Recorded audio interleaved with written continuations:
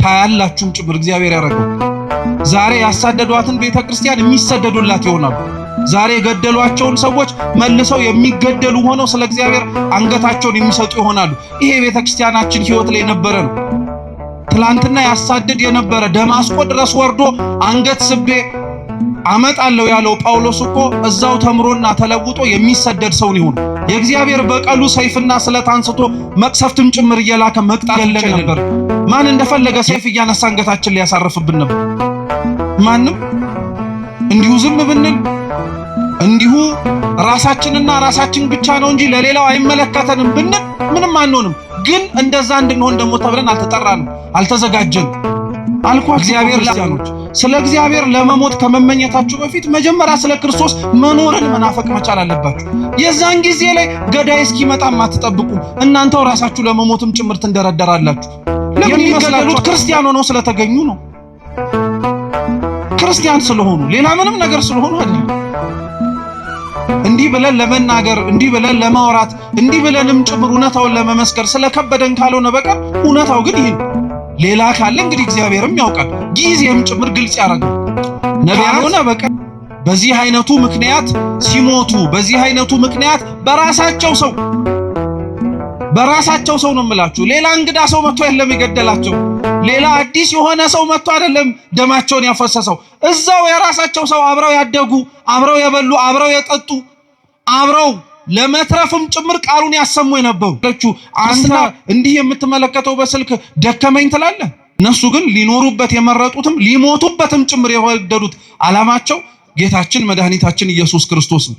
እውነት እግዚአብሔር ስሙ የተመሰገነ ይሁን። ይህን ማየት እንድንችል ራሱ ያደረገ።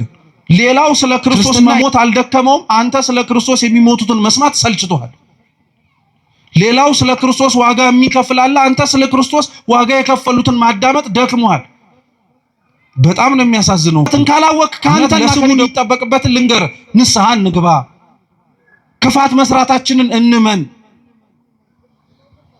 ለወደቁት ሰዎች ደርሰን ለማንሳት እጆቻችን ባይዘረጉ ሊያነሳቸው ወደሚችል እግዚአብሔር እጆቻችንን እንዘርጋ፣ ልባችንን እንክፈት። አምላክ አሜን።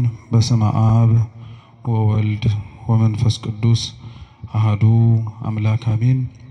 ክቡራን አባቶቻችን፣ አበው መነኮሳት፣ አባቶች ካህናት፣ ወንድሞች ዲያቆናት፣ ሊቃውንተ ቤተ ክርስቲያን፣ መምህራን፣ ዘማሪያን፣ እንደየማዕረጋችሁ ከሩቅም ከቅርብም የተገኛችሁ የልዑል እግዚአብሔር ቤተሰቦች በወደደን ባከበረን በአምላካችን ፍጹም ሰላም እንደምን ዋላችሁ?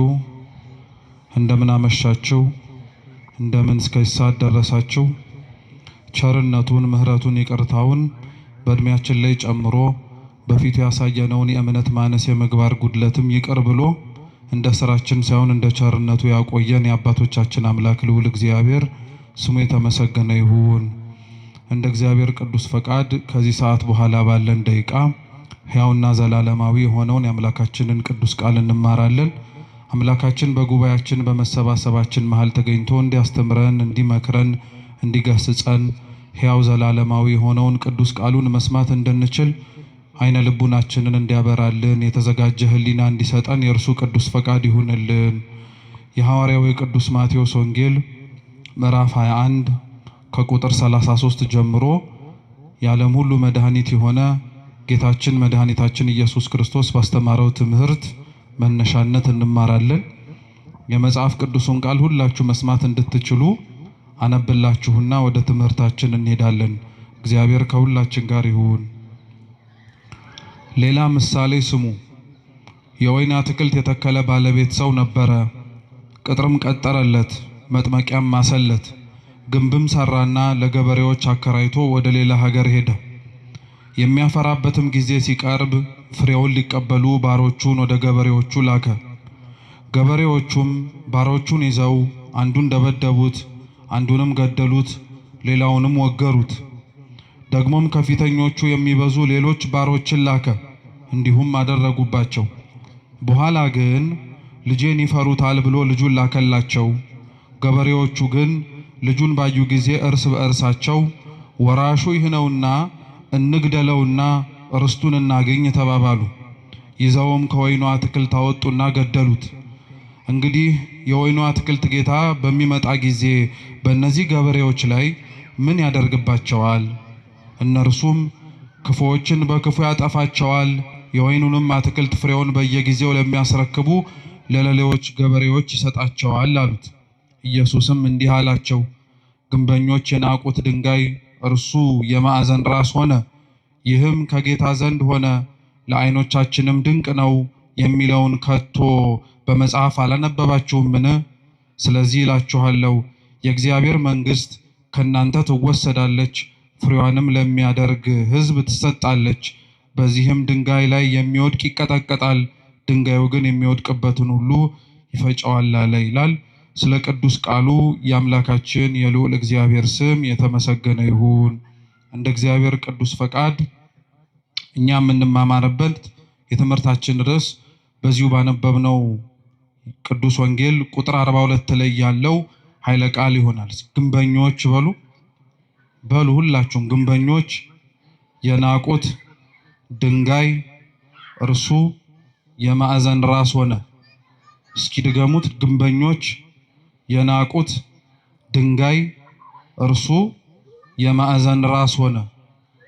ሶስተኛ ድገሙት። ግንበኞች የናቁት ድንጋይ እርሱ የማዕዘን ራስ ሆነ።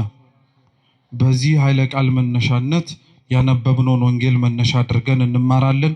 አምላካችን በጉባኤያችን ተገኝቶ እንዲያስተምረን እንዲመክረን የእርሱ ቅዱስ ፈቃድ ይሁንልን።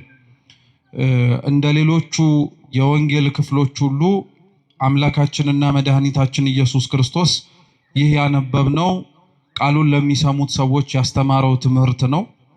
ይህንኑ የተነበበው ምሳሌ የማርቆስ ወንጌል ምዕራፍ 12 እና የሉቃስ ወንጌል ምዕራፍ 20 ላይም ጭምር ተጽፎ ይገኛል። ጥቂት ከሆኑ የሐሳብ ልዩነቶች ባለፈ መሰረታዊ በታሪክ ደረጃ ምንም የሚለያይ ሐሳብ አይኖረውም።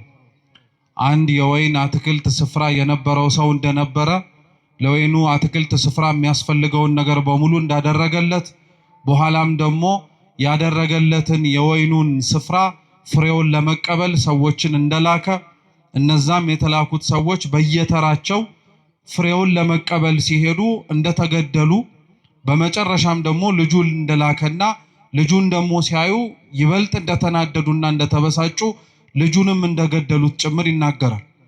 ይህ አሁን ያነበብነው የቅዱስ ወንጌል ክፍል እንዳልኳችሁ ጌታችን መድኃኒታችን ኢየሱስ ክርስቶስ ቃሉን ይሰሙት ለነበሩት ለሕዝብ ያስተማረው ትምህርት ነው።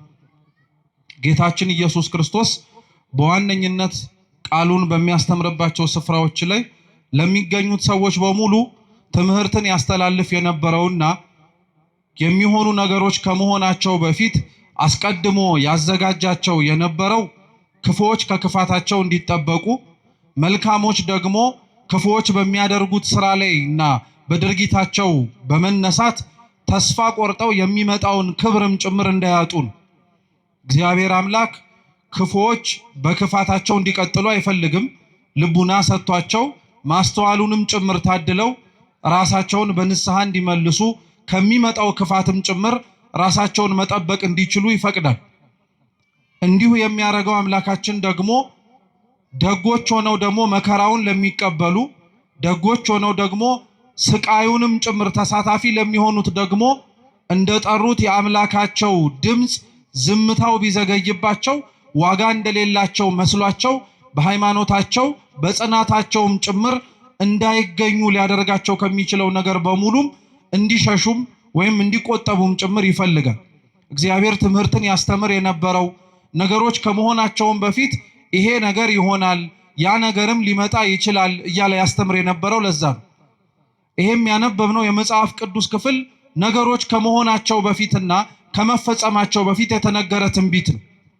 ይሄ ትንቢት ልዩ የሚያደርገው ምንድነው?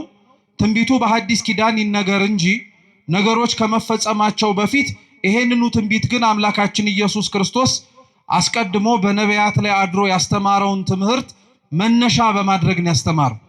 ትላንት ያልነበረ ዛሬ ላይ የሚጀመር፣ ትላንት ያልተነገረ ዛሬ ላይ ደግሞ እንደ አዲስ የሚነገር ምንም ነገር አይኖርም። ስለዚህ ጌታችን ኢየሱስ ክርስቶስ ትላንትና በነቢያቱ ላይ አድሮ ሲያስተምር የነበረው እርሱ እንደሆነ ያውቁ ዘንድ ስለፈለገ ይሄ የወይን አትክልት ስፍራ የሚለውን ምሳሌ አድርጎ ሊያስተምራቸው ፈለገ። ይህንን ምሳሌ ለመጀመሪያ ጊዜ ላይ የተናገረው ይህንንም ትምህርት በማስተማርም ጭምር ጌታችን መድኃኒታችን ኢየሱስ ክርስቶስን የመሰለው ነብዩ ኢሳይያስ ነው። ነብዩ ኢሳይያስ በትንቢተ ኢሳይያስ ምዕራፍ 5 ከቁጥር 1 ጀምሮ አምላካችን ልዑል እግዚአብሔር ያስተማረውን ይህንኑ የወይን አትክልት ስፍራን ምሳሌ መስሎ አስተምሮበታል። ይሄ የወይን አትክልት ስፍራ ቅጥር የተማሰለት መጭመቂያ የተዘጋጀለት በኋላም ደግሞ ማማ ተዘጋጅቶለት እየተጠበቀ የነበረው ኢሳይያስ በኦሪቱ የተናገረለት የእስራኤል ሕዝብና እስራኤላውያን ናቸው። እግዚአብሔር አምላካችን ለወይኑ አትክልት ስፍራ ባለቤት እንደነበረውና እንዳልኳችሁ ለሚያስፈልገው ነገር በሙሉ ለስፍራው እንዳሟላ ሲናገር ነብዩ ኢሳይያስ ደግሞ በትንቢት መጽሐፉ ምዕራፍ 5 ቁጥር 1 ላይ ከዛ የበለጠ ሌላ ትርጉም እንዳለው ደግሞ ይናገራል። እርሱም ምንድነው? እግዚአብሔር አምላክ የወይን አትክልት ስፍራ ለተባለችው ለእስራኤል ቅጥርን መማስ፣ አጥርን መስራት፣ ማማንም ሰርቶ ገበሬዎችንና ሰራተኞችን ቀጥሮ መንከባከቡን ትኩረት አድርጎ የተናገረ ብቻ ሳይሆን ኢሳይያስ ምንም ነገር እንዳላጎደለባትም ጭምር ይናገራል። ይወዳት ለነበረችው ስትሰቃይ ከስቃይ ላወጣት ክፉ ሲሆንባት ፈጥኖ ለደረሰላት ለሕዝቡ እግዚአብሔር አምላክ ይሄንን ስፍራ ብቻ ሳይሆን ከስፍራውም የላቀውን ምንም ያጎደለባት ነገር እንደነበረ ይናገራል። መጽሐፍ ቅዱስ ለእስራኤልና ለእግዚአብሔር ያላቸውን ግንኙነት በተለያየ መንገድ አድርጎ ነው የሚናገረው። በተለይ ደግሞ ምንም እንዳላጎደለባት ነብዩ ኢሳይያስ የተናገረውን ግልጽ የሚያደርገው እግዚአብሔር እስራኤልን እንዴት እንደሚያያትም ጭምር ስናውቅና ስንረዳ ነው። እስራኤል የመረጣት እግዚአብሔር ሕዝቡን የሚመለከተውና ያየው የነበረው በአንድ መጽሐፎቻችን ዙሪያ ላይ ስትመለከቱት በዚሁ በኢሳይያስ መጽሐፍ ላይ እስራኤልን እንደ ሙሽራ ወይም እንደ ሙሽሪት አድርጎ እርሱ ደግሞ እንዳጫት እንደ ሙሽራ አድርጎ ነበር ይመለከት የነበረው። ስለዚህ እግዚአብሔር አምላክ ሙሽራይቱ ለሆነችው ለእስራኤል ይቀናላት ነበር። ከእርሱ ሸሽታ ጣዖትን ስታመልክ፣ ከእርሱ ርቃ ድምፁን መስማትን ስታቆም እግዚአብሔር ለእስራኤል ያሳያት የነበረው ነገር በሙሉ ስለሚጠላትና ስለተጸየፋት ስለምታደርግበትም ብዙ ውጣ ወረዶች እንዴት እንዳዘነባት እንድታውቅ ብቻ አልነበርም። ነገር ግን ፍቅሩ ዘልቆ እንዲገባት ስለፈለገ እስራኤልን ይቀጣት የነበረው፣ እስራኤልን ይመለከታት የነበረው፣ እስራኤልን አልፎም እንኳን ዝምታንም ያሰማት የነበረው እግዚአብሔር አምላክ ጠልቷት አልነበር እና ይሄ እግዚአብሔር አምላክ ያደርግላት የነበረው ነገር በሙሉ ላልገባቸው ላልተረዳቸውና ከሩቅ ሆነው ይመለከቱት ለነበሩት ሰዎች እግዚአብሔር እንደተዋቸው፣ እግዚአብሔር እንደረሳቸው፣ እግዚአብሔር የሚጮሁትን ድምፃቸውን እንዳልሰማቸው አድርጎ ይሰማቸው ነበር። እግዚአብሔር ግን ይህን ያደርግበት የነበረበትን ምክንያት በኢሳይያስ አንደበት ላይ ሆኖ ሲናገር ምን አለ? በእውኑ ለወይኔ ቦታ ያጎደልኩበት ምንድነው አለ። እስኪ ያጎደልኩበት በሉ ምንድነው? እግዚአብሔር እውነት ነው የምነግራችሁ፣ ለእስራኤል ምንም ያጎደለባት ነገር የለም። እንኳን ባሪያ ሆና ከነበረችበት ከግብፅ ባርነት ነፃ ማውጣት ቀርቶ ምድራዊ የሆነ እንጀራ እንዳትበላ ከሰማይ መና ወርዶላት የደፈረሰና ንጹህ ያልሆነ ውሃ እንኳን ጠጥቻለሁ አጠጥቶኛል ብላ እንኳን እንዳታማው ከአለት ላይ የፈለቀ ንጹህ ውሃንም ጭምር ሰጥቷታል። በመንገዴ ማንም እንኳን አብሮኝ አልነበረም ብላ ራሷን ወደ ላይ አንስታ እግዚአብሔር ላይ እንዳታጉረመርም ከምድር ስንዝር ከፍ አድርጎ ከፊትና ከኋላ የሚመጡባትን ጠላቶቿን ጠብቆ ነው ሲንከባከባት የነበረው። ይህንኑ እንዲህ ያደረገላትን እግዚአብሔር ነው ራሷ እስራኤል ደግሞ ተነስታ የጎደለባት ይመስል ብዙ ነገርን ላይዋ ላይ አመጽ ያነሳችው እግዚአብሔር እና እግዚአብሔር ለእስራኤል ምን አጎደልኩባት ብሎ እንደሚናገረው ሁሉ ኢሳይያስ የተናገረውን መልሶ እርሱ አምላካችን ኢየሱስ ክርስቶስ ሲራመድና በመሬት ላይ ሲያስተምር ያንኑ ትንቢት አንስቶ ሊያስተምራቸው ፈለገ። ለአንድ ሰው የወይን አትክልት ስፍራ ነበረው ወይም የወይን አትክልት ስፍራ የነበረው ባለቤት ነበራል። ቅጥር መቀጠር፣ መጭመቂያ ማዘጋጀት ከዛም አልፎ ደግሞ ማማ መዘርጋት ለአንድ ለወይን አትክልት ስፍራ የሚያስፈልጉ ነገሮች ናቸው። መቼም አንድ ሰው ገበሬም እንኳን ሆኖ ዘር የሚዘራው መሬቱ መቀበል እንደሚችል ዘሩን ለማሳየት እርሱም ደግሞ ይቀበላል ብሎ ለመናገር አይደለም። የዘራውን ዘር አጭዶ ጎተራ ለመክተት ከጎተራውም አውጥቶ ቢወድ ሽጦ ሊያተርፍበት አለያ ደግሞ ከፈለገ ደግሞ እንዲበላው እንዲጠጣው። የወይኑ አትክልት ስፍራ ባለቤትም ቅጥር የቀጠረለት ምንም አይነት ነገር መጥቶ ፍሬውን እንዳያጨናግፍበት ነው። መጭመቂያ ያዘጋጀለት ወይኑ ሲደርስ አገልግሎቱ ተጨምቆ እንዲጠጣ ተጨምቆ የወይን ጠጅ መሆን እንዲችል ለማድረግ ነው። እየሰማችሁ ነው። ማማም ያዘጋጀለት ደግሞ ከሩቅ የሚመጣ ጠላትን ወይም ከሩቅ የሚመጣ ቅጥሩን ሊያፈርስበት የሚችል ከወይኑ የፈለገውን ፍሬ ማግኘት እንዳይችል ሊያደርገው የሚችለውን ጠላት መመልከትና ማወቅ እንዲችል። ክርስቶስ በጅማሬው ይህንን ያወራ የነበረው ስለ እስራኤላውያን የወይን አትክልት ስፍራ ተብላ የተነገረችው እስራኤል ናት። ቅጥር መቀጠር የተባለው እስራኤልን መጠበቁን መንከባከቡን ለማሳየት ነው። መጭመቂያ አዘጋጀላት የሚባለው ደግሞ ከእግዚአብሔር የተቀበለችውን የሰጣትን ነገር በሙሉ ፍሬ ልታፈራበት የምትችለውን መጠቀም የምትችልበትን መንገድ ሰጣት። ቤተ መቅደስን ሰጣት፣ ታቦትን ሰጣት፣ ካህናትን ሰየመላት። መቅደስ አዘጋጅቶ መግባት መውጣት እንዲችሉ እነሱም ተሳታፊ መሆን እንዲችሉ መስዋዕት የሚያቀርቡበትንም ስርዓት ሰጠ። ቅጥር አዘጋጀላት አልኳችሁ። መጭመቂያ አዘጋጀላት፣ ማማም ጭምር ሰራላት። ማማው ከሩቅ የሚመጣ ጠላትን ለማወቅ እንዲረዳ ሁሉ መጽሐፍትን ሰጣት ማለት ነው። ነቢያትን አስነሳላት። ከሩቅ የሚመጣውን ክፉም ይሁን ደጉን መስማትና ማወቅ እንዲችሉ አዘጋጃቸው። ይሄ የተደረገለት ይሄ የተፈጸመለት ቦታ እንዳልኳችሁ በጅማሮ እስራኤል ናት። እስራኤል ግን ለዚህ ለተደረገላት ነገሩ አጸፋውን የመለሰችውና ለእግዚአብሔር ያሳየችው ግብረ መልስ ግን እንዴት ነበር? ሲነበብ እንደሰማችሁት ቅዱስ ወንጌሉ የወይኑ ስፍራ ባለቤት ወይኑ የሚያፈራበት ጊዜና ወቅት እንደደረሰ ስላወቀ ሰራተኞቹን ላካል። ሰራተኞቹን የላካቸው ልብ ብላችሁ ስሙ፣ ቅጥሩን እንዲያፈርሱ ወይ የቆመላቸውን ማማ እንዲንዱ ወይ መጭመቂያቸውንም ጭምር ደግሞ እንዲንዱባቸው አይደለም፣ ፍሬውን ብቻ መልቀም እንዲችሉና የተደከመባትን ድካም እንዳለና እንደሌለበት ለማየት ነው። ሰራተኞቹ ግን ሲመጡ በውስጥ ይሰሩ የነበሩት ሌሎች ሰራተኞች ቀድመው በወይኑ ስፍራ ላይ የነበሩት በጣም አድርገው አስቸገሩ። እንዲያውም ይመጡ የነበሩትን ሰራተኞች አንዳንዶቹን ገደሏቸው፣ አንዳንዶቹን ወገሯቸው፣ አንዳንዶቹን ደግሞ በጣም ብዙ ስቃይን አሰቃዩአቸዋል። እግዚአብሔር ለደከመላት ለእስራኤል ይልካቸው የነበሩት ሰራተኞች የተባሉት ነቢያት ናቸው። መጽሐፍ ስለሰጣቸው ስለጠበቃቸው በእግዚአብሔር መቅደስ ውስጥ በረከትንና ፍሬን ማግኘት የሚችሉበትን መጠቀም የሚችሉበትን ነገር በሙሉ ስላደረጋቸው እግዚአብሔር ይሄ ይበቃቸዋል ብሎ አልተዋቸው። እግዚአብሔር እንዲህ አይነት አምላክ ነው። እኛ ለልጆቻችን በየትኛውም ጊዜ ላይ ዛሬ ስለለበሱ ይበቃቸዋል፣ ጠግበው ስላደሩም ነገ ያስፈልጋቸውም አንልም። እንዲያውም የበለጠውን ነገር እናደርግላቸዋለን። እግዚአብሔርም ለሕዝቡ እንደዛ ነው።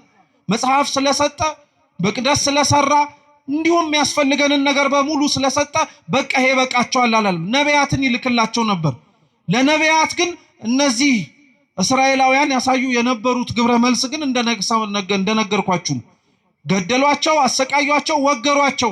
ይሄንን ሁሉ ነገር አደረጉባቸው። ይሄንን ሁሉ ሲያደርጉባቸው ግን ያደርጉት የነበረው ለምንድን ነው ጥያቄው። ልብ ብላችሁ ስሙ። እስራኤላውያን ነቢያትን ይገሉ የነበሩት እስራኤላውያን እግዚአብሔርን ቅዱስ ቃሉን የሚያስተምሯቸውን ሰዎች ያሳድዷቸው የነበሩበት ምክንያት ለምንድን ነው ስትሉ፣ አንደኛውና የመጀመሪያው ምክንያት ህዝቡ ከእግዚአብሔር ርቆ ስለነበረ ነው። ጥቂቶች መልእክት ለመላክ ከተላኩት በውስጥም ጭምር እግዚአብሔርን አብረው መርጠው ለመኖር ካልፈለጉት በቀር ብዙሃኑ በመሬት ሊመቸው የሚችለውንና በዚህ በሚኖርበት ህይወቱ ላይ ሳይጎልበት መመላለስ የሚችልበትን ምርጫዎች መርጦ ስለነበረ እነዚህን ነቢያት ቦታ ሰጥቶ ለማዳመጥ አልፈለግም። ነቢያትን ሁለተኛ ይገሏቸው የነበሩት መስታወት ስለሆኑባቸው ነው። ከእግዚአብሔር ፊት እንዴት መመላለስ እንደሚችሉ ስለነገሯቸው ብቻ ሳይሆን እግዚአብሔር የሚፈልጋቸው ሰዎች በምድር ላይ እንዴት መኖር እንዳለባቸው ከቃል ባለፈ በህይወት ስላሳዩአቸው።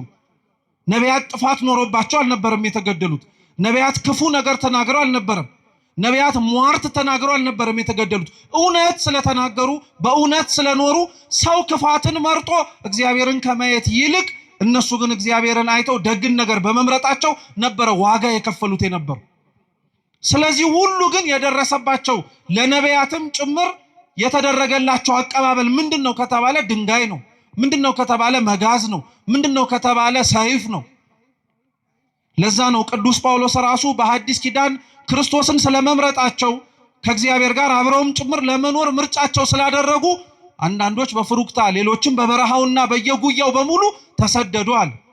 ልክ ዘማሪው እንደሚለው ማለት ነው። በየገዳማቱ በየበረሃው የሚል መዝሙር አታውቁ? ስለ ክርስቶስ ሲል የተከፈለው ዋጋ የሚከፈለውም ሰዎች የሚደርሳቸው ገጸ በረከት ይሄ ነው። ነቢያት እግዚአብሔርን ስላሉ ተወገሩ። ነቢያት እግዚአብሔርን ስላሉ ተገደሉ። ነቢያት እግዚአብሔርን ስላሉ ብዙ ጸዋትወ መከራ ተቀበሉ እንጂ ክፋት ተገኝቶባቸው አልነበር። ነቢያት በዚህ አይነቱ ምክንያት ሲሞቱ፣ በዚህ አይነቱ ምክንያት በራሳቸው ሰው ነው የምላችሁ። ሌላ እንግዳ ሰው መጥቶ የለም የገደላቸው። ሌላ አዲስ የሆነ ሰው መጥቶ አይደለም ደማቸውን ያፈሰሰው። እዛው የራሳቸው ሰው አብረው ያደጉ፣ አብረው የበሉ፣ አብረው የጠጡ፣ አብረው ለመትረፍም ጭምር ቃሉን ያሰሙ የነበሩ። ክርስትና በነገራችን ላይ በጣም የሚደንቀው እኔነት ስለሌለበት ነው። በነገራችን ላይ እኔነት ስለሌለበት ነው። ስለተረፍን ወይ ስለተሰበሰብን ወይ እኛው ራሳችን እግዚአብሔር እንዴት እንደሚገኝ ስላወቅን ስለሌላው ግድ አይሰጠንም አንልም ክርስቲያኖች። እንጂማ እንደዛ ብንሆን ኖሮ ማን ያሰቃየን ነበር? ማን ይገለን ነበር? ማን እንደፈለገ ሰይፍ እያነሳ አንገታችን ላይ ያሳርፍብን ነበር? ማንም። እንዲሁ ዝም ብንል እንዲሁ ራሳችንና ራሳችን ብቻ ነው እንጂ ለሌላው አይመለከተንም ብንል ምንም አንሆንም። ግን እንደዛ እንድንሆን ደግሞ ተብለን አልተጠራንም፣ አልተዘጋጀንም። እግዚአብሔር ለዓለሙ ብርሃን እንድንሆን አልጫ ለሆነው ዓለም ጨው እንድንሆን አድርጎ ስላዘዘን ወደድም ጠላንም ለተቀመጥንባት ዓለም ነፍስ መሆን ስላለብን ለምንኖርባት መሬት ከኛ አልፈን ለሌላውም ጭምር እግዚአብሔርን ማየት እንዲችሉ ምክንያት መሆን ስላለብን ስለዛ ብቻ ተብለን እንታረዳለን። ስለዛ ብቻ ተብለን እንገደላለን። ስለዛ ብቻ ተብለን ዋጋ እንድንከፍል እንደረጋለን።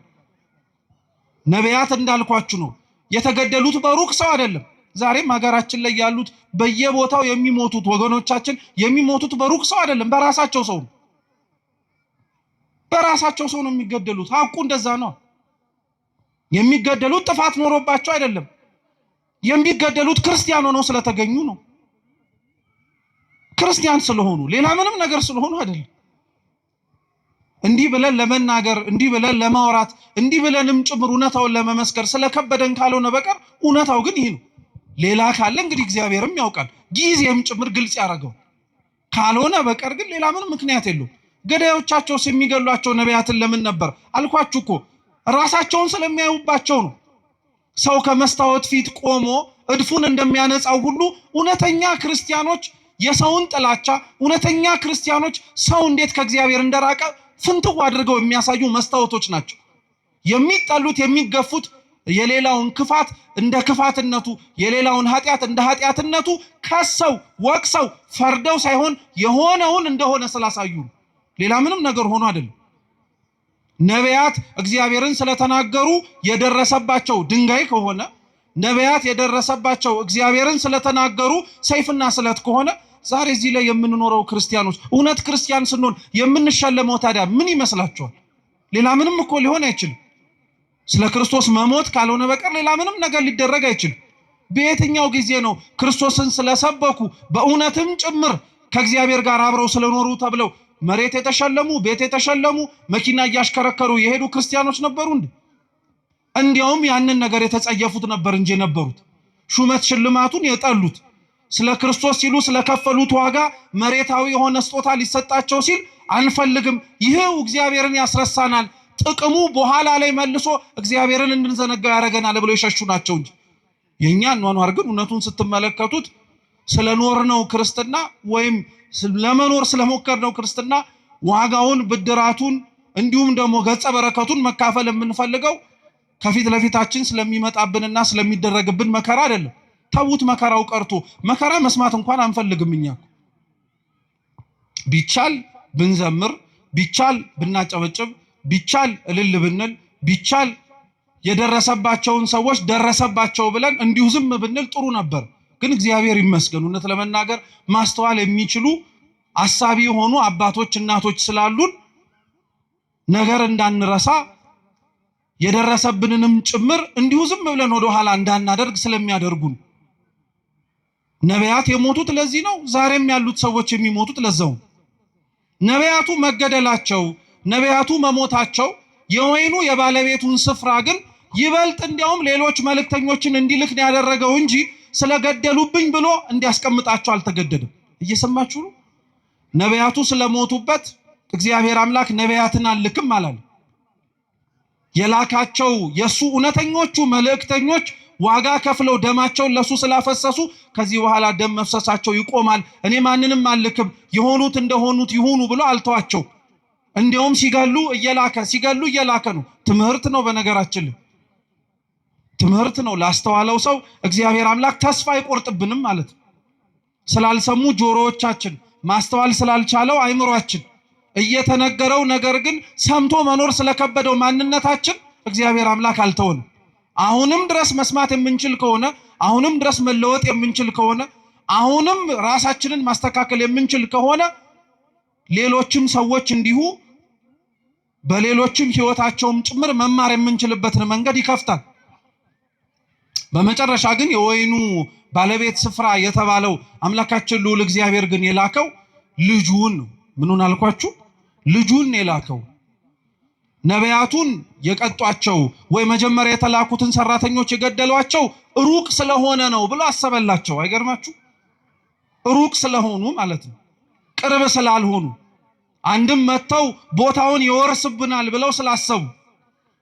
ግን እግዚአብሔር አምላክ ስላደረጉት ግፍ በግፍ ስለፈጸሙት ክፋት በክፋት ሊመልስ የሚችል አምላክ አልነበረም፣ አልሆነባቸውም ጭምር።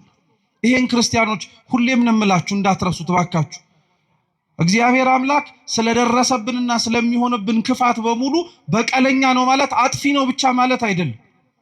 እግዚአብሔር አምላክ በቀለኛ ነው ማለት ዛሬ የገደሉትን እንደሚገደሉ ሆነው የሚመጡበት ጊዜ ሰዎች ይመጣሉ። ታያላችሁም ጭምር እግዚአብሔር ያደረገው። ዛሬ ያሳደዷትን ቤተክርስቲያን የሚሰደዱላት ይሆናሉ። ዛሬ የገደሏቸውን ሰዎች መልሰው የሚገደሉ ሆነው ስለ እግዚአብሔር አንገታቸውን የሚሰጡ ይሆናሉ። ይሄ ቤተክርስቲያናችን ሕይወት ላይ የነበረ ነው። ትላንትና ያሳደድ የነበረ ደማስቆ ድረስ ወርዶ አንገት ስቤ አመጣለሁ ያለው ጳውሎስ እኮ እዛው ተምሮና ተለውጦ የሚሰደድ ሰው ነው። የእግዚአብሔር በቀሉ ሰይፍና ስለት አንስቶ መቅሰፍትም ጭምር እየላከ መቅጣት ብቻ አይደለም፣ ያሳደዱትን እንዲሰደዱ ማድረግ ነው። የገደሉትን እንዲሞቱለት ማድረግ ነው። የጠሉትን ይበልጥ እንዲሞቱለት ማድረግ ነው። ይሄን እግዚአብሔር አምላክ አድርጎታል። መድኃኔዓለም አምላካችን ይሄንን ፈጽሞታል።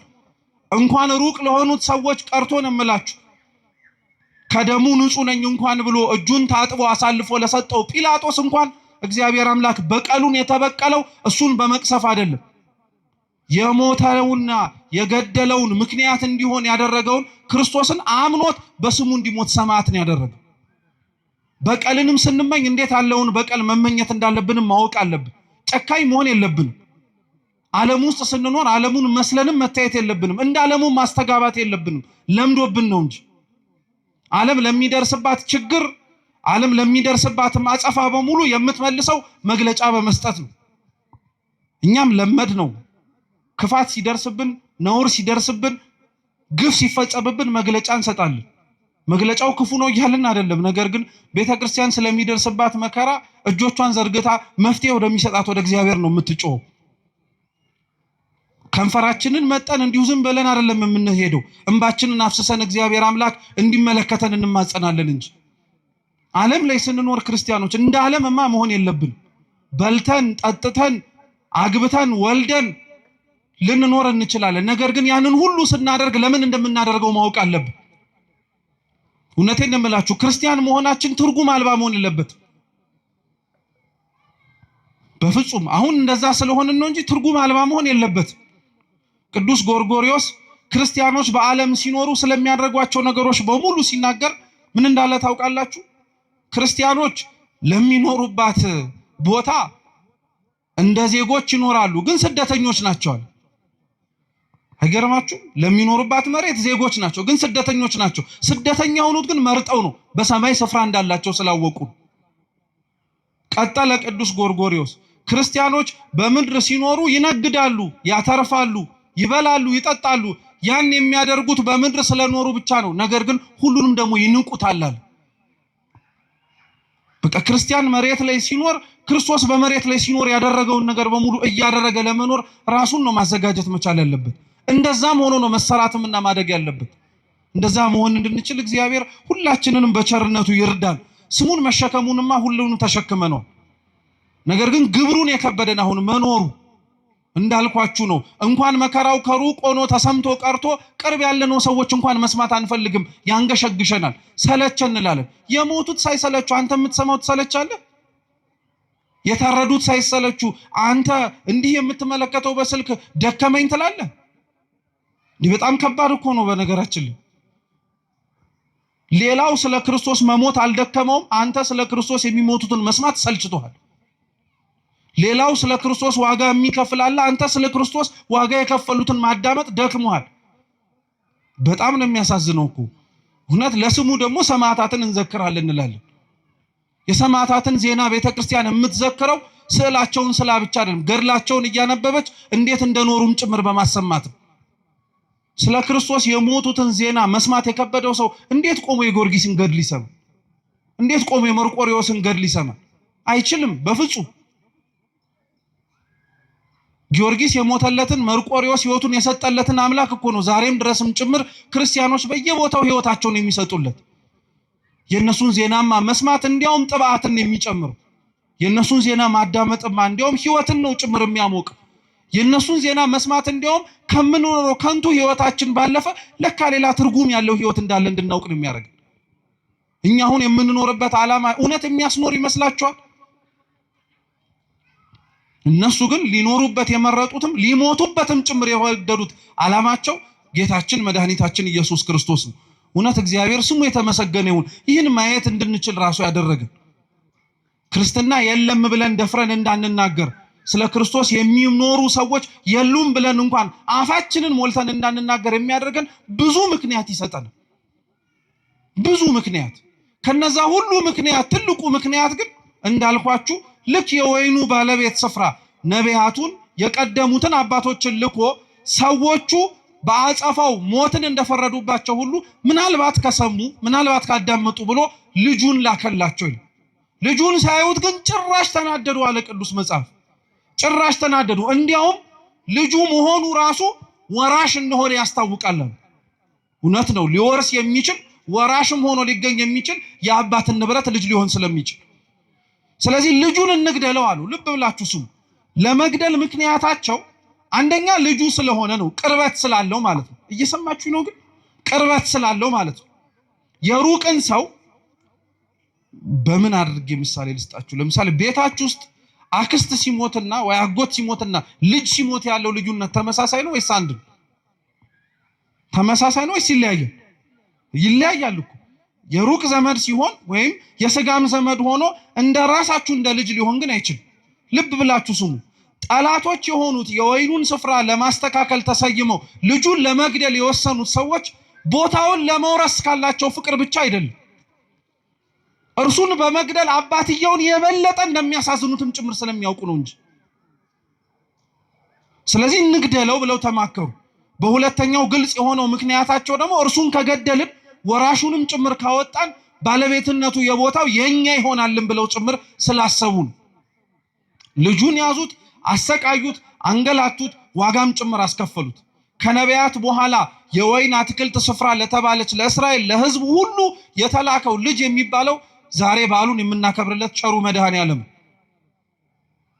እግዚአብሔር አምላክ ክፋታችንን አይቶ እግዚአብሔር አምላክ ለላካቸው መልእክተኞቹ ለነቢያትና ለቅዱሳን የሰጠነውን ግብረ መልስና ክፋት ተመልክቶ ክፋትን በክፋት ሊመልስብን አልወደደም። እንዲያውም የበለጠ ደግነቱን አሳየን እንጂ፣ እንዲያውም የበለጠ ፍቅሩን አሳየን። ልጁን ሊሰጠን ወደደ። ጌታችን ኢየሱስ ክርስቶስን ልጁን የሰጠን። ይሄ ልጅ ተብሎ የተጠቀሰው በነገራችን ላይ እኛው ራሳችን ጠምዝዘን ስለ ክርስቶስ እንዲናገር ስላደረግነው አይደለም። ቅዱስ ቃሉ ልጁ ተብሎ የተጠቀሰው በወንጌል ስፍራ ላይ ተደጋጋሚ ብትፈልጉ የምታገኙት ጌታችን ኢየሱስ ክርስቶስን። ሌሎቻችን ለእግዚአብሔር ያለንን ልጅነት ቅዱስ መጽሐፍ ሲናገር ልጆች እያለን የሚጠራ እስኪ ልጆች በሉ። አዎ እኛ ስንጠራ ልጆች ተብለን፣ ጌታችን መድኃኒታችን ኢየሱስ ክርስቶስ ግን ሲጠራ ልጅ ተብሎ ነው። ልዩነት ስላለው እኛ ልጆች የተባልነው ልጅነታችን የጸጋ ስለሆነ ነው፣ የስጦታን ልጅ አለመባልም ልንችል እንችላለን እግዚአብሔርን አባት እንዲሆነን ካልመረጥን። ጌታችን ኢየሱስ ክርስቶስ ግን ልጅ ተብሎ ሲጠቀስ የባህሪ ልጅነት ነው። ማንም ሊነጥቀው የማይችል ማለት ነው። ማንም ሊወስድበት የማይችል ልጁ ተብሎ የሚጠቀሰው እርሱ ነው። ጌታችን ኢየሱስ ክርስቶስ ሲጠመቅ የባህሪ አባቱ እግዚአብሔር አብ በሰማይ ሆኖ ሲናገር ሲመሰክር የመሰማ ነው። የምወደው ምኔን ያለው ልጄን ያለው የምወደው ልጄን ያለው በደብረ ታቦር የማርቆስ ወንጌል ምዕራፍ 9 ላይ ብርሃነ መለኮቱን ሲገልጥ ለደቀ መዛሙርቱ ሲያሳይስ ያው የባህሪ አባቱ እግዚአብሔር አብ ምን ብሎ ነው የምወደው ምን ያለው ልጄን ያለው። ስለዚህ ልጁን ላከላቸው የተባለው ክርስቶስ ነው፣ ሌላ ማንም አይደለም። ለተላከው ልጅ ግን የወይኑ አትክልት ስፍራ ጠባቂዎች ሰራተኞች ተብለው የተሰየሙት ግን የሰጡት ግብረ መልስ የተለየ ነበር። እንግዲህ ተመልከቱት ክርስቲያኖች፣ የወይኑ አትክልት ስፍራ በቁመናው በጅማሬው ማለት ነው ትርጉሙ እስራኤላውያን ናት አለ። ለእስራኤል እግዚአብሔር አምላክ ነቢያትን ላከ። ከተላኩት ነቢያት በላይ ግን የነቢያቱ ትርጉም እንዲገባቸው ያጠፋቸው የገደሏቸው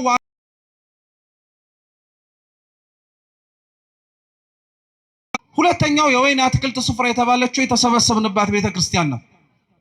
ቅጥር ቀጠረላት ማለት የቤተክርስቲያን ቅጥሯ ስርዓቷ ነው። መጭመቂያ ማሰላት የተባለው በነገራችን ላይ ሰማዕታትን ነው። ታውቃላችሁ ወይን ፈሳሽን ሊሰጥ የሚችለው በመጭመቂያ ውስጥ ገብቶ ሲጨመቅ ነው አይደለም?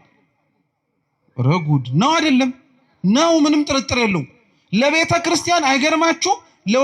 የወይኑ አትክልት ስፍራ ጠባቂ ለወይኑ ስፍራ መጭመቂያ ያዘጋጀላት እንደተባለው ሁሉ ለቤተ ክርስቲያንም መጭመቂያዋ የሰማዕታት ደም ነው። እንደሚኖር ማሳያ ማለት ነው። የምንሰማው ቃል እግዚአብሔር የምንሰማው ስብከት እንዲሁ ቃል ብቻ አይደለም፣ ንግግር ብቻ አይደለም፣ ትምህርት ብቻ አይደለም። የሚኖረው ሰው አለ፣ መርጦ የሚኖረው ማለት ነው። እነሱ የሚጨመቁበት እነሱ ተጨምቀውም ጭምር የወይን ዘለላ ምንድነው ፈሳሹን እንደሚሰጠው ሁሉ እነሱም በመከራ ውስጥ በመኖር ደማቸውን በማፍሰስ ለአምላካችን ለመድኃኒታችን ለኢየሱስ ክርስቶስ ምስክር ይሆናሉ። ቤተክርስቲያን ውስጥ ያለው መጭመቂያው የተባለው ሰማዕታቶች ናቸው ውስጥ የሚኖሩት። ቅጥሯ ስርዓቷ ነው። ማማ የተባለው ጌታችን ኢየሱስ ክርስቶስ ነው። አንድም ማማ ተብለው የሚጠቀሱት ካህናተ ቤተክርስቲያን ናቸው። ስልጣናቸው ከፍ ያለ ሰማያዊ የሆነና ረቂቅ የሆነ ማለት ነው። ለሀገሩ ለእስራኤል ዞሮ ለሚያስተምርባት ስፍራ ምንም እንዳላጎደለባት ቤተክርስቲያን ውስጥም ክርስቲያኖች ምንም አላጎደለባትም። ልብ ብላችሁ ስሙ። መከራው፣ ችግሩ፣ ጭንቁ የምንሰማው ክርስቲያን ስለሆንን ብቻ ብዙ የሚደርስብን ነገሮች እግዚአብሔር ያጎደለብን ነገር ኖሮብን አይደለም። ምንም የጎደለብን ነገር የለም። ምናልባት ለዚህች ቤተክርስቲያን የጎደለባት ነገር ቢኖር ቃሉን ሰምቶ የሚኖርላት ሰው፣ ሌላ ምንም የጎደለባት ነገር የለም። ከቅጥርም ከስርዓትም ስርዓትን ያላት እናፈርሰዋለን እንጂ እንደፈለግነው እኛ። ከአገልጋዮችም አገልጋዮች ነው ያላት፣ ንጹሃን ሆነው ህይወቷን የሚሰጡላት በደንብ አድርገው የሚኖሩላት። ከመጭመቂያ ውስጥ ያሉ ሰማዕታት ከሰማዕታትም በደንብ ነው ያሉላት፣ ዘወትር ሊሞቱላት አንገታቸውና ህይወታቸውን የማይሰስቱላት። አልኳችሁ ከቤተ ክርስቲያን የጎደለ ነገር ቢኖር እኛ ነን። እንደተሰበከልን ያልኖርነው፣ እንደተነገረን ያልፈጸምነው፣ እንደምንሰማው ለመኖርንም ጭምር ያልፈቀደንና ያልወደድን ማለት ነው። አሁን እንኳን በዚህ ሁሉ ውጣ ውረድ፣ አሁን እንኳን ባለንበትና በምንሰማው መልካም ባልሆነ ዜና ውስጥ እንኳን ሆነን እኮ እንደው ስለ ራሳችን ብለን መቀየር እንኳን ቢከብደን ስለ ቤተ ክርስቲያን ብለን እንኳን እኮ አንገትም አንደፋነን። እኛ ደፋሮች እኮ ነን። እውነቴን ነው የምነግራችሁ፣ ደፋሮች፣ ኃጢአታችን ግድ የማይሰጠን ማለት ነው። በደላችንና ነውራችን ምንም ነገር የማይከብደን። እውነቴን እኮ ነው የምላችሁ። እንዴት የራሳችን ኃጢአት ለራሳችንስ እሺ አይከብደን? ለምደነው ነው እንበል። የኛ ኃጢአት ለሀገር ለወገን ለራሳችን ለሆኑ ለቤተ ክርስቲያን ሰዎች ዋጋ ያስከፈለ መሆኑን እንኳን ስናውቀው እንዴት እግዚአብሔር ፊት ራሳችንን ዝቅ ማድረግና ማረን ማለት ይከብደናል? ጸሎት እኮ ተለምነን የምንጠራበት አይደለም። እኛው ራሳችን ተሰብስበን እንጸልይ ብለን የምናነሳው ነው እንጂ ጥሪ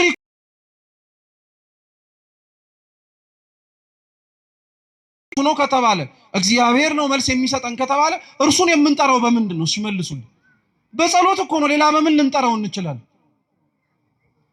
ድረስልን ብለን በመጣራት ነው። ሌላ በምን ስንጠራው እንችላለን? ህይወታችን መስተካከል አለበት ክርስቲያኖች። እውነቴን ነው የምላችሁ። እዚህና እዛ ያለነው ሰዎች ምንም የሚለየን ነገር የለም። እዛ ያሉት ክርስቲያኖች እየሞቱ ያሉት፣ እዛ ያሉት ክርስቲያኖች ዋጋ እየከፈሉ ያሉት የሚያስገድል ምክንያት ኖራቸው አይደለም። እኛ እዚህ ያለን የምንኖር ሰዎች ደግሞ የሚያስኖር ምንም ጽድቅ ተገኝቶብን አይደለም። እነሱን የሚያስገድል ምክንያት እኛን የሚያስኖር ምን ነገር አለ? እንደውም ተገላቢጦሽ ቢሆን ነው እንጂ እዚህማ ክፋትን ሊያስነሳብን እኛ ራሳችን ላይ አጸፋው ሊመለስብን የሚችል ብዙ ኃጢአት አለብን፣ ብዙ ክፋት አለብን፣ ብዙ ነውር አለብን። እግዚአብሔር የሚያውቀው ከዛም አልፎ እኛው ራሳችን የምናውቀው ማለት ነው። ቦታ ካለየን በቀር ምን የሚለየን ነገር አለ? መስተካከል ካለብን መስተካከል አለብን ክርስቲያኖች። እውነቴን ነው የምላችሁ። ሁላችንም ያጠፋነውን፣ የሳትነውን፣ ያጎደልነውን ይጠቅማል ብለን ነገር ግን በዘለቄታው ቤተክርስቲያኒቷን እየጎዳት ያለውን ነገር በሙሉ እውነቴን ነው የምላችሁ መስተካከል አለብን። በቃ ያፈረስናቸው ህጎች በሙሉ፣ የናድናቸው ስርዓቶች በሙሉ፣ ችግር የለም ብለን ገሸሽ ያደረግናቸው የቤተክርስቲያን ህይወቶች በሙሉ ዛሬ መተው ዋጋ እያስከፈሉን ያሉት እነሱ ናቸው። ሌላ ምንም ነገር አይደለም ክርስቲያኖች፣ እነሱ ናቸው። የትላንትና ኃጢአቶቻችን ማስተካከል ያልመረጥናቸው እንዲያውም ለምደን ጭራሽ እንደ ስርዓት እያደረግን ለመኖር የወደድናቸው ዛሬ ዋጋ ያስከፍሉናል። ካላስተካከልናቸው ነገም አያቆምም፣ ነገም ይቀጥልብንም። ስለዚህ ቢያንስ እንኳን መፍትሄ እንፈልግ ብለን፣ ቢያንስ እንኳን እናስብ ብለን፣ ቢያንስ እንኳን ከኛ ምን ይጠበቃል ስንል ከኛ ምን ይጠበቃል የሚለው ጥያቄ መልሶ የሚጀምረው ከየግለሰብ ከራሳችን። ከገሌ የሚጠበቅበትን ካላወቅ ካንተና ከኔ የሚጠበቅበትን ልንገር፣ ንስሐ እንግባ፣ ክፋት መስራታችንን እንመን፣ ለወደቁት ሰዎች ደርሰን ለማንሳት እጆቻችን ባይዘረጉ ሊያነሳቸው ወደሚችል እግዚአብሔር እጆቻችንን እንዘርጋ፣ ልባችንን እንክፈት። ቢያንስ ይሄንን አንድ ሰው ማድረግ ይችላል፣ ሌላውን ብንቶ ማለት ነው። ልጁን ለደደላቸው፣ ልጁን ላከላቸው፣ ሰደደላቸው። እነሱ ምንም ቁም ነገር አልነበረም። እንዲያውም የምታስታውሱ ከሆነ ነቢያትን ካሰቃዩበት፣ ነቢያትን ከበደሉበትና ነቢያትን ዋጋ ካስከፈሉበት በላይ ክርስቶስን ዋጋ አስከፍለውታል። አሰቃይተውታል፣ ገርፈውታል። በአንድ ፍርደኛ ሊደረግበት የማይገባውን ነገር በሙሉ በአምላካችን አድርገውበታል። መግረፍ ብቻ አይደለም፣ ውሃ እንዲጠማ አድርገውታል። መስቀል አሸክመውታል። ራቆቱን እርቃኑን ሆኖ ሀፍረት እንዲሰማው አድርገውታል። ሰው ሁሉ ማየት እንዲችል፣ ሰው ሁሉ መመልከት እንዲችል በመስቀል ላይ ከፍ አድርገው ሰቅለውታል። እውነተኛ የሆኑ ክርስቲያኖች አድራሻቸው ጎልጎታ ላይ ነው።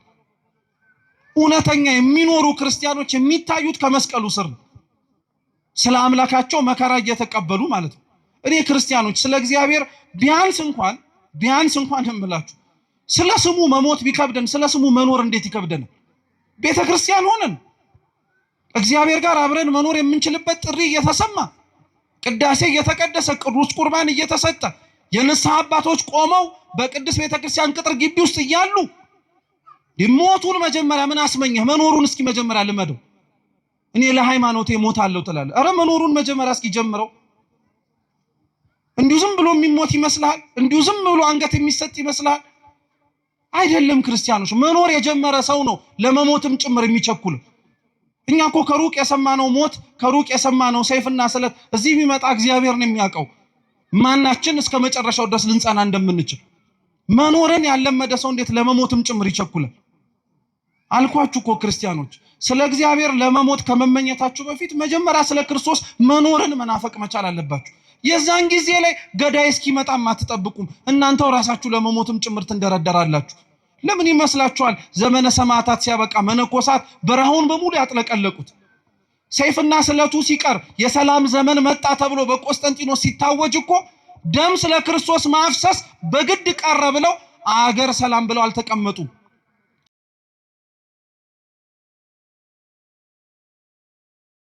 ወደሚገኝበት ወደ በረሃው እየሸሹ ገቡ እንጂ ሰማዕትነቱ ሲቀር፣ ሰማዕትነቱ እየቀረ ሲመጣ ምንኩስናው እያበበ እየሰፋ መጣ። ምክንያቱ ይሄ ነበር፣ ስለ ክርስቶስ መኖርን መናፈቅ ማለት ነው። ልጁ የሞተላቸው ልጁንም ጭምር እንዲሞት ከመላኩ በፊት መጀመሪያ እኮ ክርስቶስ አብሯቸው እንዲኖር ነው የተደረገው። እየሰማችሁ ነው? ክርስቶስ ከመሞቱ በፊት አብሯቸው ነበር አልነበረ? ነበረ፣ ኖሮ ነበረ። ህይወትን እንዴት መመላለስ እንዳለባቸው አሳይቷቸው ነበር። ሕይወትን ካሳያቸው በኋላ ነው ሞትንም ጭምር ያሳያቸው እንጂ ሞትን አሳይቷቸው አልነበረም መጀመሪያ ያስደነገጣቸው። እኛም የሚመጣውን ሞት የምንፈራው መጀመሪያ መኖሩ ስለከበደን የሚከብድም ሆኖ አይደለም ስላልመረጥነውም ጭምር ነው። ማናችንም እውነቴን እንምላችሁ ክርስቲያኖች ቆመን አንቀርም። በአንድም ይሁን በሌላ መንገድ መሞታችን አይቀርም። ግን አደራ መርሳት የሌለባችሁ እንዲሁ ኖረን እንዲሁ እንዳንሞት ግን መፍራት አለብን። በጣም እንዲሁ ዝም ብለን መኖር እንዲሁ ዝም ብሎ መሞት አያዋጣም። ስንኖር የእውነት ለክርስቶስ መኖር መቻል አለብን። በቃ ስንሞትም ስለ እግዚአብሔር ብለን መሞት መቻል አለብን። በቃ እንደዛ መኖርን ነው መናፈቅ መቻል አለብን። ልጁን ሰደደላቸው። የሰደደውን ልጅ ደግሞ እንዳልኳችሁ ክርስቶስን ይበልጡኑ መከራ ያበዙበት፣ ይበልጡኑ ስቃይ ያበዙበት። ስለዚህ ምን ይደረጋል አላቸው። ጥያቄውን መልሶ ለራሳቸው ይጠይቃቸው በነገራችን። ስለዚህ የተሻለው ነገር አሉ ፈሪሳውያን። እያወቁት እኮ ነው ደግሞ መልሱን የሚሰጡት። እያወቀ ጥፋት የሚያጠፋ ሰው አለ ማለት ነው። አያችሁ፣ እያወቀ ማለት እየጠነቀቀ ምን እንደሚደርስ አጸፋውን እያወቀ በደል የሚበድል ሰው አለ። ልክ እንደኛ ክፉን በክፉ መንሳት አለበት። እንደሱ መነጠቅ አለባቸው። ፍሬውን መልሶ ሊሰጥ የሚችለው ጋር መሰጠት አለበት ተባለ። እውነት ነው። ግን እግዚአብሔር ቤተክርስቲያንን ከኛ ወስዶ ለማን ይስጣት ታዲያ? ክርስቲያኖች የወይን አትክልት ስፍራ ያልኳቸው ቤተክርስቲያን ናት ብያቸዋል። እነዚህ ሰዎች ወይኑን አትክልት ስፍራ ወስደህ አሊያ ደግሞ ሰራተኞቹን አስወጥተህ ትርፋማ ለሚሆንበት ሰው ነው መመላለስ ያለበት አለው። እንግዲያውስ እግዚአብሔር የኛን ከንቱነት አይቶ ቤተክርስቲያንን አይወስድብን። ትርፋማነታችን እስከየት ይመጣል? እሷ ከሄደች እኛንም አይነቅለን። በሌላ ቦታ ፍሬያማ ልንሆን አንችልም። በዚህ ሳምንት ከግንቦት 23 ጀምሮ እስከ ፊታችን እሑድ ቤተክርስቲያን ስለ መንፈስ ቅዱስ ነው የምታስተምረው፣ ስለ ፍሬያማነት ማለት ነው። እግዚአብሔር በሕይወታችን ውስጥ ሲኖር ስለሚታይባቸው ነገሮች ማለት ነው። የወይኑ አትክልት ስፍራ ላይ የተተከሉት በሙሉ ፍሬያማ ሊሆኑ ግድ ነው። ቤተክርስቲያን ውስጥ ያለ ሰው በሙሉ ፍሬ ሊኖረው ግድ ነው። ስለ ክርስቶስ መኖርን ብቻ አይደለም ትዕግስት ሊኖረው ግድ ነው። እግዚአብሔር እኛን በታገሰ ልክ እኛም እሱን መታገስ አለብን፣ መለመን መቻል አለብን። እውነቴን የምላችሁ ክርስቲያኖች፣ እኛ በሕይወታችን ስንኖር ኃጢአት ስንሰራ በቅጽበት ያላጠፋን አምላክ እኮ ነው ዛሬ ስንጠራው ዝም አለ ብለን ደግሞ የምናጉረመርምበት። አንተ ስትጠራው ቶሎ መልስ ቢሰጥህ ማለት እኮ በተገላቢጦሽ ሳጠፋን በዛው ቅጽበት አጥፋኝ እንደማለት እኮ። ስለ ኃጢአት የታገሰ እግዚአብሔር ጸሎታችንንም እየሰማ ዝም ያለበት ምክንያት አለ። አቅም አንሶት አይደለም፣ ክብር ይግባውና እንደዛም ተብሎ አይነገርለትም። እውነቴን ነው የምላችሁ ክርስቲያኖች፣ ይህ ታሪክ ላይ ራሱ ቅዱስ ጎርጎርዮስ ሲያስተምር ምን ይላል መሰላችሁ? ለአንዳንዶች ይላል፣ ለአንዳንዶች በተለይ የወይኑ ባለቤት ስፍራ እግዚአብሔር መሆኑ እግዚአብሔር እንደመሆኑ ሁሉን አዋቂነቱን ቅዱስ ጎርጎርዮስ ሲናገርና ይጠይቃል። ይሄንኑ ጥያቄን እናንተን ልጠይቃችሁ እየሰማችሁ መሆን ማወቅ ስለምፈልግ፣ የተላኩት ሰራተኞቹ ከመላካቸው በፊት እንደሚሞቱ እግዚአብሔር ያውቃል አያውቅ? መልሱ እንጂ በሚገባ። ደግሞስ ሲልክ እንደሚሞት ያውቃሉ አያውቁ? ያውቃል እሱ። እሺ ጥሩ። ልጁንስ ሲልክ ለልጁ እንደማይመለሱና የባህሪ ልጁ ጌታችን ኢየሱስ ክርስቶስንም እንደሚገድሉትና እንደሚሰቅሉት ያውቃል አያውቅ? ለምን እያወቀ ይሄንን አደረገው ነው ጥያቄ። አቅም ስለሌለው ነው? አይደለም። ወደፊት የሚመጣውንስ ነገር ስለማያውቅ ነው? አይደለም። ያውቃል አላችሁኝ? ያውቃል፣ እውነት ነው። እግዚአብሔር አምላክ አቅም አንሶት አይደለም። ክፋት የሚሰሩ ሰዎች ክፋት ከመስራታቸው በፊት የሚሰሩትን ክፋት ያውቀዋል ጠንቅቆ፣ በደንብ አድርጎ ነው የሚያውቀው።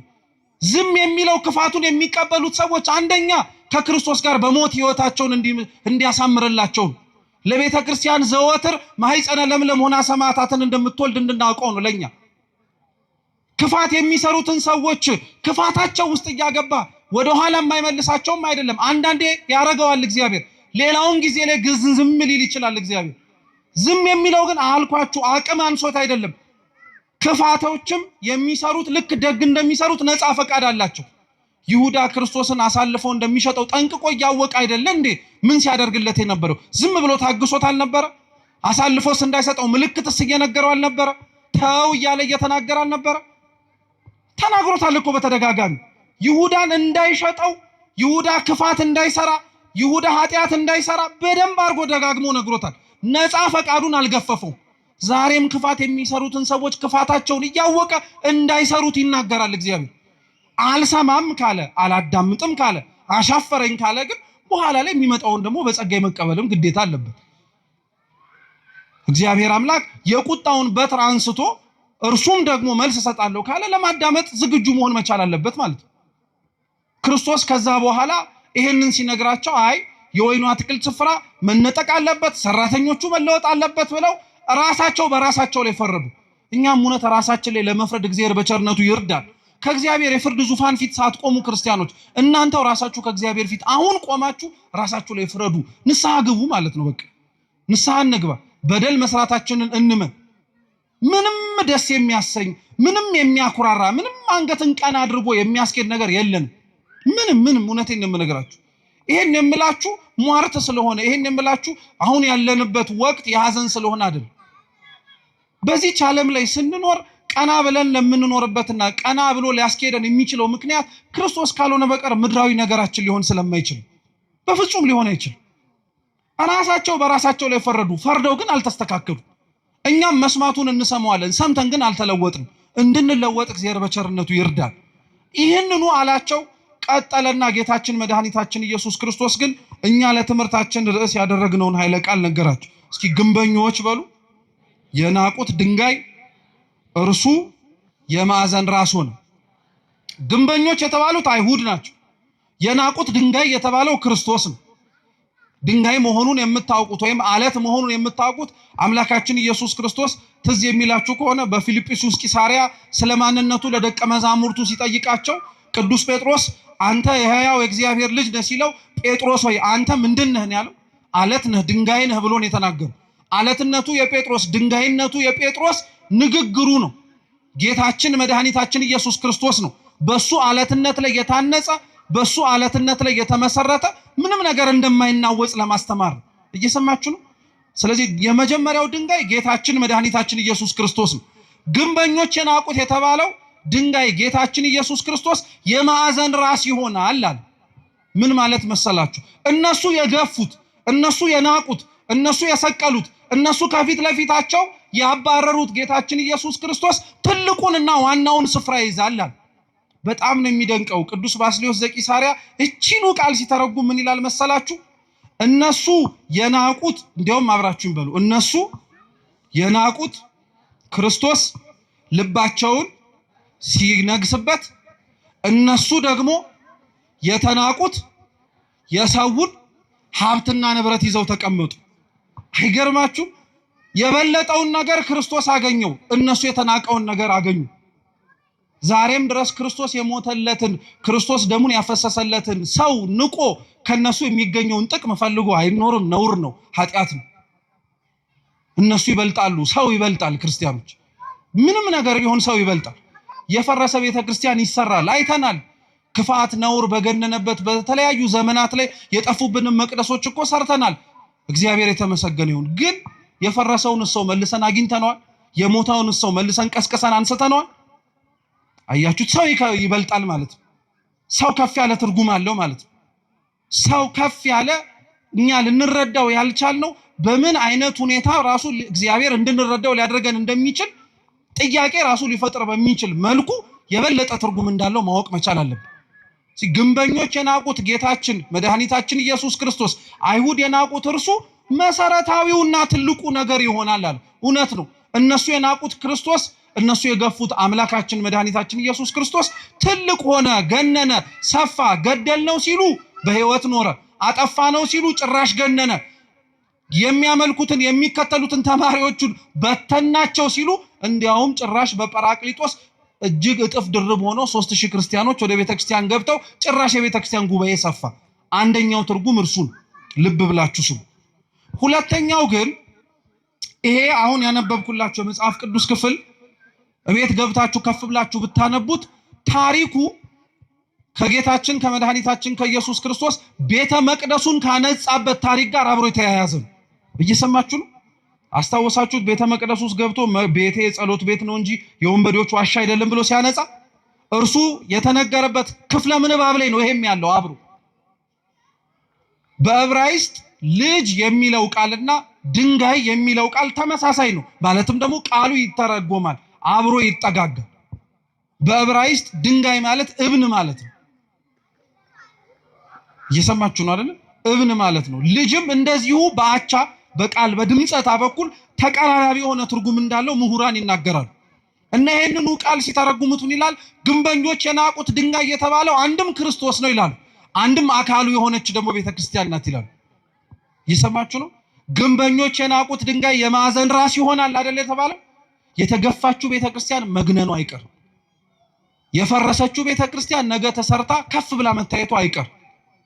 የናቋት ቤተክርስቲያን ተመልሰው ተንበርከከው ይቅርታ እንደሚጠይቋት አይቀርም። ምንም ጥርጥር የለም። ይሄው ክርስቶስ አሳይቶናል። እርሱን የናቁት በኋላ ላይ ክብሩን እንዳዩት ሁሉ ዛሬም ቤተክርስቲያንን የናቋት ነገ ላይ ክብሯን ከፍ ብላ ይመለከቷታል። አንገታችንን መድፋት ያለብን ስለራሳችን ኃጢአት፣ አንገታችንን መድፋት ያለብን ስለራሳችን በደል ነው እንጂ በክርስቶስ በደሙ የተዋጀች ቅድስት ቤተክርስቲያን ምንም አትሆን፣ ምንም አትሆን። ትላንትና የነበሩት ያሰቃዩት፣ ያንገላቷት፣ ዋጋ ያስከፈሏት በሙሉ የሉም። ዛሬ እርሷ ናት ያለችው። ዛሬም ድረስ ቤተክርስቲያን ውስጥ ያለን ሰዎች ማወቅ መቻል ያለብን ይህንኑ ነው። ክርስቲያኖች ያ ማለት ግን ቸልተኛ፣ ያ ማለት ግን ለዘብተኛ፣ ያ ማለት ግን እንቅልፋም መሆን አለብን ማለት አይደለም። መጸለይ አለብን፣ መበርታት አለብን፣ መጠንከር መቻል አለብን። ቤተክርስቲያናችንን ችግር ደርሷል ኑ ድረሱ ተብሎ ደውል እስኪደወልልን መጠበቅ የለብንም። ይሄው የተሰበሰበው የማታ ጉባኤ ህዝብ ነገ በቅዳሴው ተሞ ተሰብስቦ ቅዱስ ሥጋውን ክቡር ደሙን እየተቀበለ መገኘት መቻል አለበት። ያኔ ቤተክርስቲያን አለች ይባላል። ያኔ ቤተክርስቲያን እየሰራች ነው እየተገኘችም ነው ይባላል። ስለዚህ የተናቀችው ቤተክርስቲያን ሁሌም ተንቃ አትቀርም። የተገፋው መድኃኒታችን ኢየሱስ ክርስቶስ በምእመናን ልብ ላይ እንደነገሰው ሁሉ ባሳደዷት ልብም ላይ ቅድስት ቤተክርስቲያን ነግሳ የምናይበትን ዘመን አምላካችን ቅዱስ እግዚአብሔር ቅርብ ያድርግልን። የሰማነውን በልቡናችን ሰሌዳ ይጻፍልን። አምላካችን መድኃኒታችን ኢየሱስ ክርስቶስ በሀገራችን በሚቀበሉት ስለ ክርስቶስ ሲሉ ስለሚሞቱት ወገኖቻችን ብሎ የነሱን ደም አይቶ እኛን የደነዘዝነውን ያንቃን። እነሱን በቸርነቱ የጎበኘ እግዚአብሔር እኛንም በምህረቱ ኃጢአታችንን ይቅር እንዲለን ንስሐ ገብተን ቅዱስ ቁርባን መቀበል የምንችልበትም እድሜ እንደጨመረልን መጠቀም እንድንችል በቸርነቱ ይርዳን። በጎደለው በነጠበው በሊቃውንቱ በመምህራኑ የሚታረም ይሁን። ወስብሐት ለእግዚአብሔር።